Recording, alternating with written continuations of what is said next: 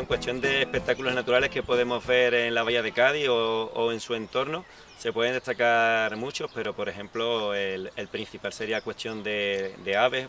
Tenemos aves residentes en la bahía de Cádiz, es decir, que están aquí todo el año, pero muchas aves de las que nos encontramos aquí no las vamos a encontrar en invierno porque vienen del norte de Europa huyendo de los fríos y pasan aquí la época de invierno. En los censos invernales se han contabilizado en torno a 100.000 aves de más de 200 especies. Luego, por otro lado, otro tema muy interesante que se ha conocido recientemente es la migración de la espátula. La mayoría de las aves que hacen el paso entre Europa y África lo hacen por el estrecho de Gibraltar, pero la espátula no pasaba por allí. Después de un proyecto de voluntariado de seguimiento de las espátulas, se ha comprobado que las espátulas dan el salto hacia África desde la bahía de Cádiz. Y otra cuestión también bastante importante y muy poco conocida, en cuestión de botánica, sobre los narcisos. Es muy curioso que en la Loma del Puerco, en la playa de la Barrosa de Chiclana, nos encontramos en un pequeño espacio 3 especies de narcisos de floración otoñal. Eso no se encuentra en ningún otro lugar de la península ibérica. De hecho, es difícil encontrar 3 narcisos de cualquier especie en tan poco espacio. Incluso allí encontramos los 3 híbridos posibles de estos narcisos.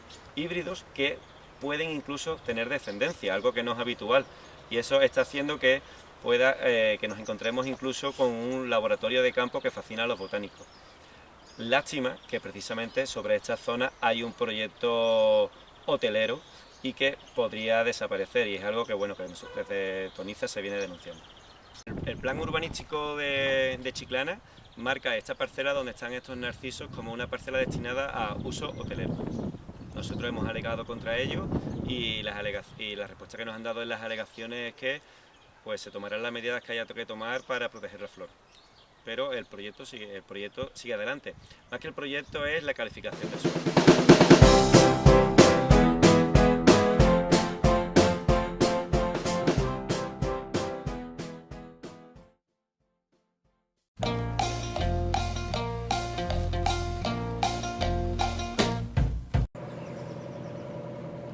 Pues estamos en lo que es la isla de Santipetri, que es un reducto de lo que es la antigua isla de Cotinusa, nombre que le pusieron los griegos por ser un lugar, bueno, pues donde albergaba un gran número de acebuches, de olivos salvajes, y bueno, pues que con el paso del tiempo, la sedimentación del río Guadalquivir, la sedimentación del río Guadalete, una falla que pasa por la zona por la que nos encontramos, pues ha ido reconfigurándose lo que es el paisaje, y actualmente donde nos encontramos un antiguo reducto de aquella isla de Cotinusa, ¿no? Justamente en lo que es la zona sur, donde, bueno, pues presumiblemente los fenicios fundaron el templo en honor al dios Melcar.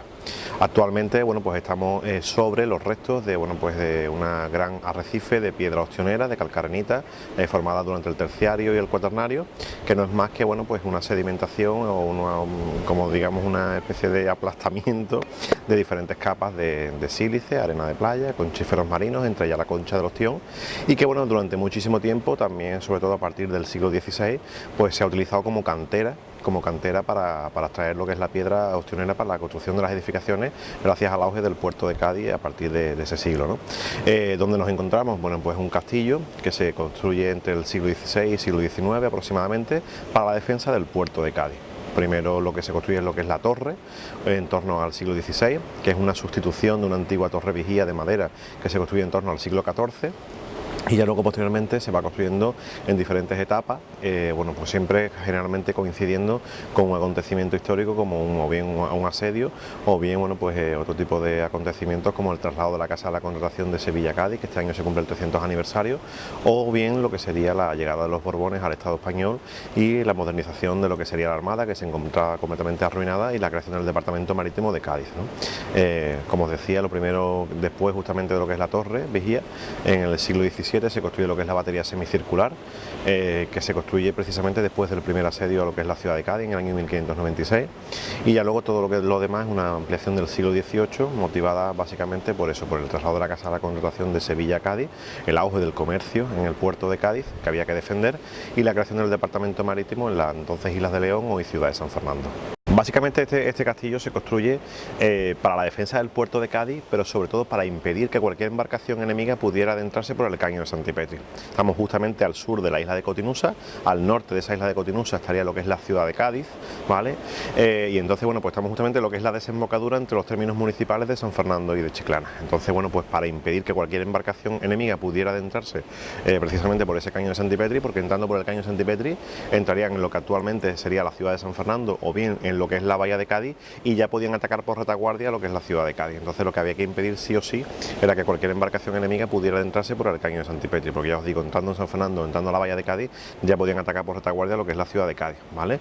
Forma parte de lo que es el sistema defensivo de lo que es la bahía de Cádiz. Como sabéis, lo que es la ciudad de Cádiz a partir del siglo XVI sobre todo empieza a fortificarse con lo que conocemos como los castillos de San Sebastián, Santa Catalina, San Felipe, lo que serían las puertas de tierra a partir del siglo XVI hasta aproximadamente el siglo XIX, y igualmente lo que sería la ciudad de San Fernando. Daros cuenta, lo que hoy es la isla de León, lo que se conoce como la isla de León, la isla de Cádiz, es como una especie de gran triángulo. Al norte estaría lo que es la ciudad de Cádiz, al sur la isla de Santipetri y en el otro extremo, en el otro vértice, estaría lo que actualmente es el arsenal de la Carraca. Entonces la función es básicamente fortificar esos tres puntos, ¿vale? Fortificar esos tres vértices para impedir que cualquier embarcación pudiera adentrarse donde está la bahía de Cádiz, que en definitiva era el puerto de Cádiz, ¿no? El puerto de la bahía de Cádiz, que era donde se producía el mayor el comercio con ultramar, desde el 16 hasta el 18. Básicamente obtuvo lo que es el oficio de palanca. Básicamente eso lo que significa es que todos los barcos antes de subir a Sevilla tenían que fondear obligatoriamente lo que era la bahía de Cádiz, con lo cual, bueno, pues era un puerto bastante importante en la época, y había que impedir sí o sí que cualquier ejército enemigo, sobre todo los ingleses y luego posteriormente los franceses, llegaran a lo que es la bahía de Cádiz. De lo que es la isla de Santipetri es una isla desde el punto de vista arqueológico muy importante, no solamente lo que es la propia isla en sí, sino todo lo que son las inmediaciones, lo que sería, bueno, pues todo lo que es el perímetro de la zona marítima que lo bordea, ¿no? En la isla se presupone, bueno, pues que estarían los restos de, bueno, pues de ese mítico templo, aunque todo parece indicar que no estaría en la isla, que estaría en lo que es la zona de agua, en lo que sería la prolongación de la punta del Boquerón hacia lo que es la isla de Santipetri. Y luego, como bien dices, bueno, pues además de los restos del antiguo templo de Melcar en época fenicia y de Hércules gaditano en lo que es la época romana, pues de todo el tráfico marítimo que ha habido hacia lo que es la ciudad de Cádiz. Todo lo que es el arrecife de Santipetri, nunca mejor dicho, se encuentra minado de yacimientos arqueológicos, de pecios, de naufragios, vinculados, bueno, pues a ese comercio marítimo desde el siglo XVI básicamente hasta el siglo XIX. Dentro de lo que sería, bueno, pues lo que es la propia isla, tenemos dos grandes naufragios, el Esberia y el Fogué. El Esberia es un navío sueco que tiene una historia bastante singular. Un navío sueco que, bueno, pues que después de hacer una labor, el rey sueco Carl XII de Suecia entra al trono con 12-15 años, se mete en guerra contra Rusia, se tiene que replegar, lo acoge el sultán de Constantinopla, insta al sultán de Constantinopla para que asedie a Rusia por el sur, se repliega, lo acoge, luego muere en una guerra, el sultán de Constantinopla le rinde cuentas al nuevo rey sueco, el rey sueco, Suecia completamente en bancarrota, le ofrece su buque, el Esberia, que venía cargado con 12 cañones de bronce, 72 cañones de hierro, para ofrecérselo, para llevárselo al sultán de Constantinopla, y encalla y naufraga aquí la isla de Santipetri, ¿vale? Y luego, bueno, pues parece que se monta un operativo para la recuperación del naufragio, pero en ese impasse de tiempo salta lo que es la batalla de la Oreja de Hesquin. Eso es que los ingleses le declaran la guerra a España por el mar Caribe, y entonces el gobernador militar de Cádiz lo que hace es requisar todos los cañones para fortificar la bahía de Cádiz. Y ya, bueno, al cabo de 25-30 años los suecos reclamándonos los cañones, bueno, pues al final todos habían ido a Mar de Plata, Argentina, y no se le puede devolver los cañones originales de la Esberia. Eso lo tenemos justamente aquí en lo que es lo que se conoce como la Cortá, dentro de lo que es la isla de Santipetri. Y luego también en lo que es la zona norte tenemos un navío que es el Fogué, que es un navío francés que había batallado la guerra de Trafalgar, venía bastante tocado de la batalla, saltó una tormenta, encalló, naufragó, y también se encuentra aquí en lo que es la zona de la isla. Y luego lo que son las inmediaciones, bueno, pues muchísimos restos de lo que sería de lo que es el templo de Melcar Hércules, ¿no? Como habíamos comentado anteriormente. Sabemos que en el año 1731 se produce una gran bajamar y que los militares de aquí del castillo de Santipetri, bueno, pues hacen un gran expolio con todo lo que localizan. Luego también en el año 1755, después del maremoto de Cádiz, bueno, pues hacen dos campañas arqueológicas, también se recuperan dos esculturas de mármol, y ya luego, bueno, pues todo gracias a hallazgos casuales, también gracias a la actividad de los militares, que cada vez que querían mejorar la navegabilidad de la zona, pues proyectil al agua, puede tirar agua, escultura para arriba, así aparece lo que es la coraza militar que se encuentra en el Museo Provincial de Cádiz, o bueno, pues todo lo que es la zona de la Punta del Boquerón, que es donde se presupone que estaría la sala de exvotos del templo. Y en lo que es antiguamente la Punta del Boquerón se extraía la arena como material de construcción, y en el cernido de ese material, bueno, pues salieron 6 idolillos fenicios que se exponen en el Museo Provincial de Cádiz. Y luego, bueno, pues continuos hallazgos casuales en lo que sería todo lo que es las inmediaciones del Castillo de Santipetri. Por eso, desde el punto de vista arqueológico, bueno, pues yo creo que es uno de los puntos más interesantes, incluso está incluido, bueno, pues dentro de lo que sería una zona protegida, lo que sería dentro de lo que es el área de la Bahía de Cádiz, ¿no? Lo que sería exclusivamente lo que es la desembocadura y la isla de Santipetri. Parece que la isla de Santipetri siempre ha sido una isla, ¿vale? Pues en los últimos estudios geomorfológicos la isla de Santipetri siempre ha sido una isla, y que bueno, pues que formaba parte de una especie de gran tómbolo, como actualmente por ejemplo está Falgar, que se uniría con lo que hoy actualmente es la Punta del Boquerón y la península de Santipetri, ¿vale? Y que actualmente, donde hoy tenemos la desembocadura del caño de Santipetri, no sería por donde actualmente se realiza, sino unos cientos de metros más hacia el norte, ¿no? Pero se supone que siempre ha sido una isla. Si fuera verdad que aquí se encontrara, que aquí se ubicara lo que es el Salta Santorum, ¿no? De lo que es el templo, se decía que cuando crecía la marea, bueno, pues había que venir en barco, es decir, que el agua llegaba a subir tanto que a lo que es la zona principal del templo se quedaba aislada, ¿no? En principio parece que sí, que siempre ha sido una isla y que nunca ha estado conectado con tierra, ¿vale? Lo que sí es, bueno, pues cuando baja la marea se genera una isla, prolongación de la Punta del Boquerón, que es lo que aquí le llamamos la isla de las gaviotas, la isla de los pájaros, y eso sí, bueno, pues se está volviendo nuevamente a salir, se está volviendo a realizar, porque no hay dragados, y entonces, bueno, pues está volviendo la sedimentación de lo que es el caño de Santipetri, la flecha litoral, vientos de levante, la dinámica litoral, vientos de levante, vientos de poniente, están provocando que nuevamente lo que es la Punta del Boquerón crezca, y bueno, pues probablemente recuperemos no lo veremos nosotros, ese paisaje que se encontraron los fenicios hace ya 3000 años aproximadamente. La Atlántida, es que el tema de la Atlántida, yo creo que la Atlántida se sabe que es un escrito de Platón, pero verdaderamente no se sabe si verdaderamente corresponde con una ciudad, si correspondería con ese mito también de Tarteso, o si verdaderamente existió, ¿no? Sí es verdad que, bueno, pues que sobre todo las grandes cadenas, ¿no? Como la BBC, National Geographic, han estado por aquí supuestamente buscando la Atlántida. Si los topónimos no fallan, la Atlántida era Andalucía, era todo lo que es el sur de la península ibérica, pero bueno, y de ahí incluso viene el nombre de Andalucía, ¿no? La Andalucía, pero bueno, que de ahí a la sociedad perfecta, y bueno, no sabemos si simplemente un escrito de Platón o existió de verdad.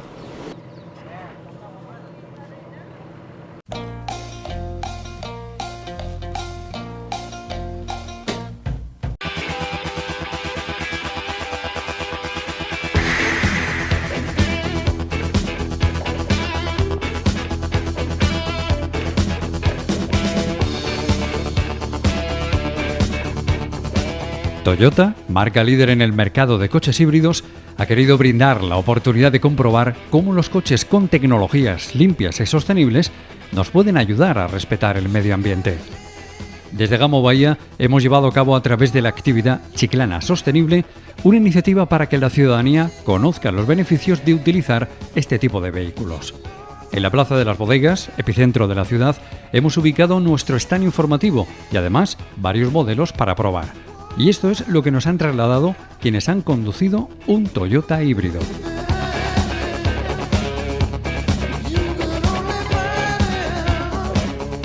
El coche está muy bien, es muy cómodo, silencioso, y si es limpio, pues mucho mejor. Si es híbrido, no, sobre todo el silencio es lo que más me impresionó del coche, lo silencioso que es. Pues muy ligero, muy fácil de conducir, muy cómodo y confortable, no te sientes bien conduciendo la carretera y seguro. Muy cómodo, conduce muy cómodo, muy manejable y sin ruido ninguno. Y lo bueno que tiene es que no contamina muy poco, es lo principal. Y en eléctrico es como si no estuvieras, como si no notas que el coche está andando, que esté arrancado. la verdad es que está muy bien. Tiene repri igual que bueno, de hecho es un gasolina, pero igual que cualquier TDI de diésel, no se nota, vamos, anda muy cómodo. Así que no tienes el estrés de embraga, cambia embraga, sino pim pam, y la verdad es que muy bien. Muy bien, muy bien.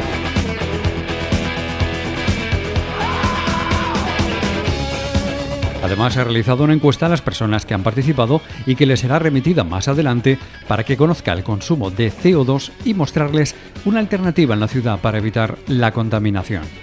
En la Plaza Mayor de Chiclana también hemos querido compartir una experiencia en la que con distintas actividades les hemos transmitido a pequeños y mayores el respeto por la naturaleza. La movilidad, el reciclaje, la biodiversidad animal y vegetal, el ahorro del agua, los productos ecológicos, así como la realización de un estudio de movilidad han sido algunas de las actividades que se desarrollaron en esta jornada. Desde Toyota Gamo Bahía estamos convencidos que entre todos podremos hacer un mundo más sostenible.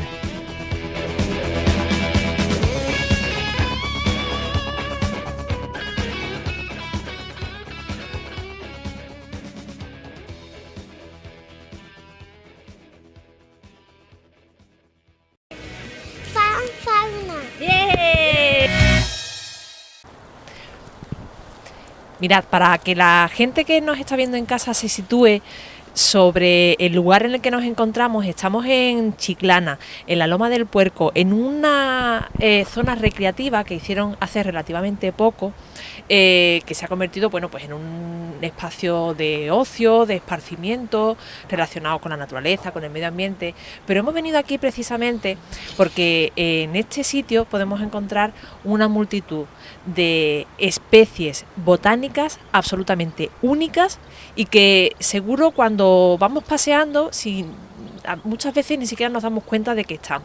Para hablar de esas especies botánicas que además han sido capaces, florecitas así de chiquititas, que ahora os las vamos a enseñar, han sido capaces de paralizar los proyectos que había aquí de construcción y de obra, hemos quedado con José Ramón Ortega, que es un chiclanero, y él es biólogo, es profesor en un instituto y lleva 30 años, me decía antes, estudiando las especies botánicas de Chiclana y es, yo creo que podríamos decir casi que el artífice de, en primer lugar, de que se conozcan las especies botánicas de aquí y en segundo lugar de que esta obra, de que este parque se adaptara de alguna manera a todas esas especies. En primer lugar, si no te importa, te saludamos, le das la bienvenida a la gente que te va a ver en casa.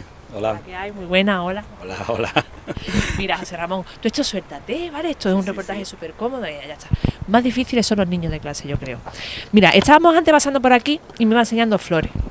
Aquí hay unas flores, no las vayas a pisar, ¿eh? No. Mira, enséñame los narcisos. Es que aquí en esta zona hay, me contabas antes, 5 especies de narcisos. Primero enséñame lo que yo lo vea para que la gente vea. 5 especies otoñales, pero después hay otra especie que es de primavera, que es otra, también narciso. Y ¿dónde hay un narciso? Aquí, mira. A ver, aquí tenemos uno. ¿Lo pisamos? Mira. Mira. Este chiquitito. Narciso obsoleto se llama. ¿Obsoleto? Obsoleto. Mira, esa florecilla tan pequeñita es una de las culpables o responsables de que se modificara todo el proyecto entero que había de construcción en esta zona. Y ahora nos lo va a contar un poquito mejor pues José Ramón. Nos ubicamos con las especies. En esta zona concreta, ¿qué especies botánicas podemos encontrar? Bueno, aquí nos vamos a encontrar 5 especies de narcisos, de los cuales hay el narciso soletus, este que hemos visto. Cuando empieza la lluvia, estos son narcisos de otoño. Cuando empieza la lluvia sale el primer narciso, que es un narciso muy pequeñito, muy humilde, que se llama narciso humilde. Se llama así, Narciso humilis, se llamaba antes, ahora es Cavalinensis. Este sí está protegido por ley, el único de los 5 narcisos que está protegido por ley. Pero eso no significa que no lo protejamos nosotros, claro. porque este de la Loma del Puerco, esto es un laboratorio genético, le llamamos, porque aquí estamos viendo cómo se están formando unas nuevas especies botánicas. Y eso no pasa en ningún lado, puedo decir, del mundo. Hay gente que viene de Alemania, de Inglaterra, de muchos países, de Italia, vienen a ver la Loma del Puerco. Desde hace un montón de años, hace 20 años, 30 años, conocen la Loma del Puerco por estos narcisos. Hemos de decir que hemos venido Bueno, para cuando veáis esto dentro de 4 o 5 años, ¿vale? Ahora mismo estamos en diciembre, estuvimos esperando a que florecieran los narcisos para venir a grabarlo. Lo que pasa que primero se demoró la lluvia y luego cuando salieron, pues los narcisos en verdad duran súper poco tiempo. Sí, duran un mes nada más. Duran muy poquito, entonces un mes y algo. Para cuando hemos venido, hay alguno, pero claro, esto se llena entero blanco. Esto es un manto blanco de narciso, que este es el principal, el Osoletus. Pero también tenemos un narciso verde muy especial de esta zona, que es el narciso viridiflorus. Y después tenemos ahora el cruce entre este blanco y el verde, y el narciso viridiflorus, pero también el blanco y el amarillo de antes. Del blanco y el cabaninesi tenemos en la entrada del punto mágico, tenemos los híbridos, que son cruces entre dos especies diferentes, ¿vale? Como la mula, entre el caballo y el burro da la mula, que es híbrido y no puede tener bebé, no puede tener cría. Pero en las plantas han hecho un mecanismo, se llama poliploidía, bueno, que algunas semillas sí salen fértiles. Entonces yo estaba antes mirando y he encontrado algunas semillas fértiles ahí, es decir que ya se está formando una nueva especie. Además, en los estudios de polinización se ve cómo para que forme una especie no solamente tiene que estar en otras áreas geográficas, separado, por ejemplo, una montaña, un río, una presa o algo así, y de ahí se va especializando, especializando, sí. Sino que los mismos polinizadores pueden hacer que se diferencie una especie de otra. Por ejemplo, esta gente son polinizados por mariposa, por ejemplo, y ahora los híbridos se están especializando en ser polinizados por hormigas. Entonces, claro, ya el polen lo trae del híbrido a otro híbrido, por las hormigas, no se cruzan con esto. ¿Y cuáles son las circunstancias, José Ramón, que se dan en esta zona para que tenga esta importancia desde el punto de vista botánico? Que además, insisto, creo que es una importancia que muchas veces en casa no somos conscientes, los vecinos de Chiclana, de que, como bien dices, ¿no?, que hay científicos que vienen desde fuera a investigar las flores que hay aquí, que es una cosa tan sencilla, tan entre comillas, tan simple como una flor. Resulta que realmente aquí se están produciendo grandes avances científicos en ese sentido. Sí, no le damos importancia a las flores, pero si pensamos un poquito, nos dan de comer, nos visten, nos dan oxígeno, que es muy importante. Sí, lo más importante, bueno, tú le preguntas a los niños qué quieres, un árbol con wifi o con oxígeno, y te dicen con wifi, que den wifi mejor.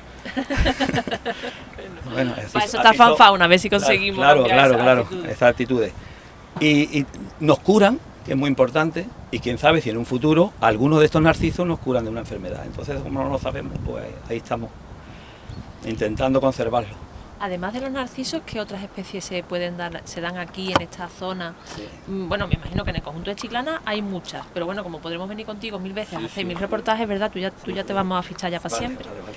Como tienes 1000 cosas que contar. Sí. En esta zona en concreto, si venimos a darnos un paseíto, ¿qué más cosas podemos observar? Bueno, en primavera podemos encontrar un montón de especies, pero ahora, por ejemplo, en otoño, mira, yo estoy mirando una que está ahí, que se llama la mandrágora. Vamos a acercarnos, Jorge. Punto mágico.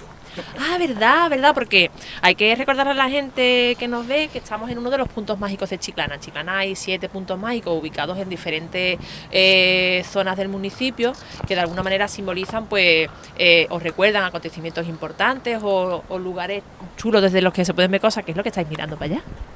Nada, ¿no? Vale, estáis distraídos, vale. Nada, hola mamá. Bueno, eso, que estamos en uno de los puntos mágicos de aquí de Chiclana, que es el que está situado, pues aquí en la Loma del Puerco. Y esto es una mandrágora, me decía, ¿verdad?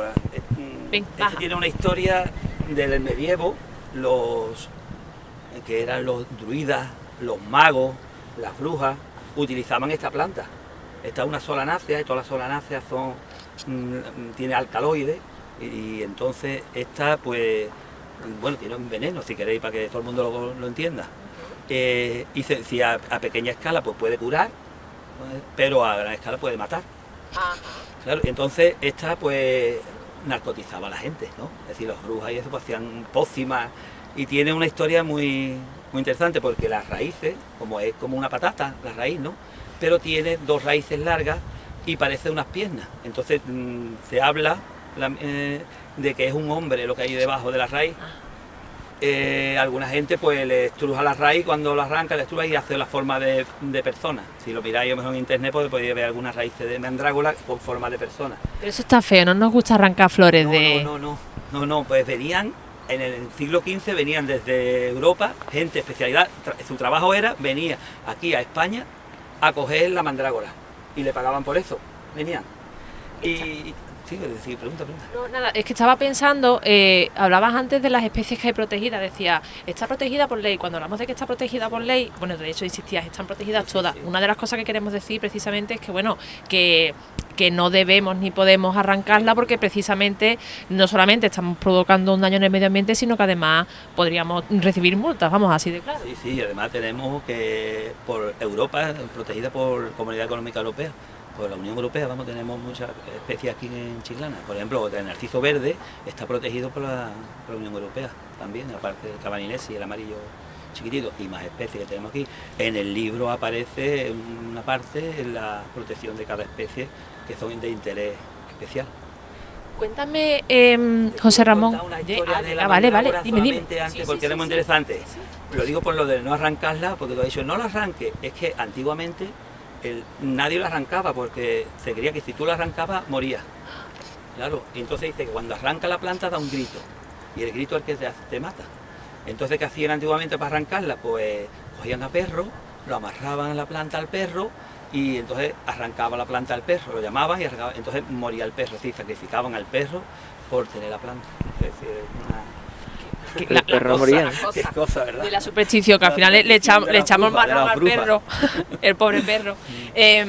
José Ramón, cuéntanos, ya que nos encontramos aquí, cómo fue el proceso por el que conseguiste llamar la atención para que de alguna manera se protegieran esas especies que aquí existían y que no se construyeran las infraestructuras que estaban previstas, que eran, tampoco eran esos campos de fútbol, que no hubieran provocado un daño importante a la especie. Se desaparecido la especie. Porque solo se dan aquí. En esta zona, en la loma, pues es que se va en mundo? España, no, en España, en Chiclana también se da en otros sitios, pero esta confluencia de especies nada más se da aquí, en esta zona, ¿entiendes? Porque aquí lo que estamos valorando, además de la especie en sí, es que haya diferentes especies de la misma. Que cruzan entre ellas, claro, y dan los híbridos. Eso es lo que estamos valorando aquí. ¿Y qué era lo que había previsto? ¿2 campos de fútbol? 2 campos de fútbol en esta zona. ¿Cómo hiciste? O sea, ¿qué tuvisteis que hacer para conseguir? No, pues es como que es casualidades, ¿no?, de la vida. Yo pongo en el Facebook, llamo al jardín botánico para ver si podíamos traslocar algunas plantas, quitarlas de aquí, porque en un principio vamos a quitar algunas plantas de aquí, de los híbridos más importantes que teníamos, llevarlos al jardín botánico y proteger una zona muy pequeñita que me hacían, que eran las que estaban por ley. ¿Y te avisaron a ti para...? No, eso lo avisé yo al botánico, fui yo al botánico a avisar, sí, al revés. Y vinimos aquí, recogimos, y esa fotografía de cómo arrancaba, y yo puse explicando en el Facebook que iban a construir en esta zona y tal, yo creo que es el detonante de que llamó el director del Museo de Historia Natural de Hamburgo, escribió, yo ya había hablado con él, escribió una carta al ayuntamiento y desde el ayuntamiento se pusieron en contacto después de la carta conmigo para que viera, como yo conozco esta zona donde estaban los narcisos que íbamos a proteger y la zona para su protección. Tengo que decir que le doy las gracias a Joaquín Páez, que es el concejal de Medio Ambiente, porque sin él no hubiésemos podido hacer absolutamente nada. Es biólogo también y entiende del tema. Vio la importancia y dijo lo que quiera, y con el director de obra, Antonio Baro, pues ya me puse en contacto y trabajamos cerca de un año trabajando para cambiar el proyecto. No solamente cambiamos esto, la protección del narciso, sino también se ha protegido una cistacia que hay ahí abajo, que también está protegida por ley, que es Fumanas juniperina, ¿no? El nombre en latín, toda se nombra, claro, porque se nombra en latín, ¿no? Pero dilo, porque nosotros vamos a aprender. Y esta está protegida por ley, y ahí abajo, cerca de la torre, es una zona de chino muy especial. Toda esta parte era antiguamente de chinos, que la conozca, pues nosotros hemos cruzado mucho con las motos cuando iban para Conil por aquí, de joven, y ahora pues está también protegida esa.